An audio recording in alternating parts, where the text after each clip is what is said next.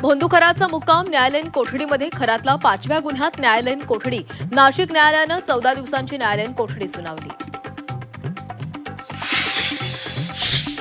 भोंदू खरात प्रकरणात गर्भपाताचं रॅकेट असल्याची शक्यता. महानगरपालिकेतील मोठ्या डॉक्टरांकडून रसद सूत्रांची माहिती. नाशिकमधील डॉक्टर आणि सोनोग्राफी सेंटर एसआयटीच्या रडारवर. नाशिक आयटी कंपनी धर्मांतर आणि लैंगिक शोषण प्रकरणात धक्कादायक माहिती. कंपनीतील इंटरनेट पासवर्डही अश्लील भाषेत.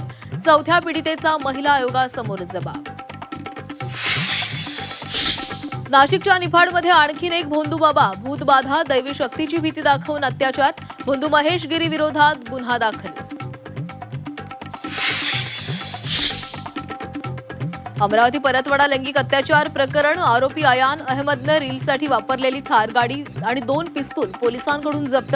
4 आरोपींना आज अचलपूर कोर्टामध्ये हजर करणार. शिंदेचे आमदार संजय गायकवाड पुन्हा वादाच्या भोवऱ्यात. शिवरायांविषयी आदर दाखवताना शिवाजी कोण होता पुस्तकाच्या प्रकाशकांना जीवे मारण्याची धमकी. प्रशांत आंबी गायकवाडांविरोधात तक्रार दाखल करणार. बारामती पोटनिवडणुकीसाठी सुनेत्रा पवारांनी बजावला मतदानाचा हक्क. अजित पवारांच्या आठवणींनी सुनेत्रा पवार भावूक. सकाळी 11 वाजेपर्यंत बारामतीमध्ये 20.55% मतदान.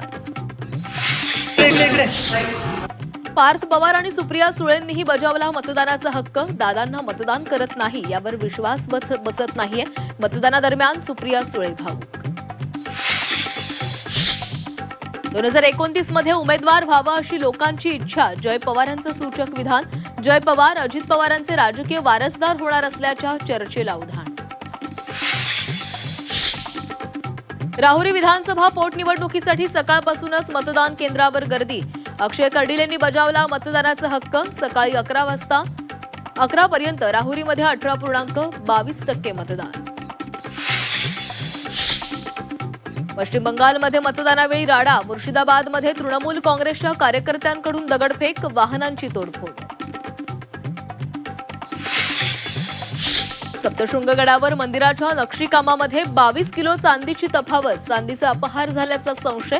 विभागीय आयुक्तांकडून चौकशीचे आदेश.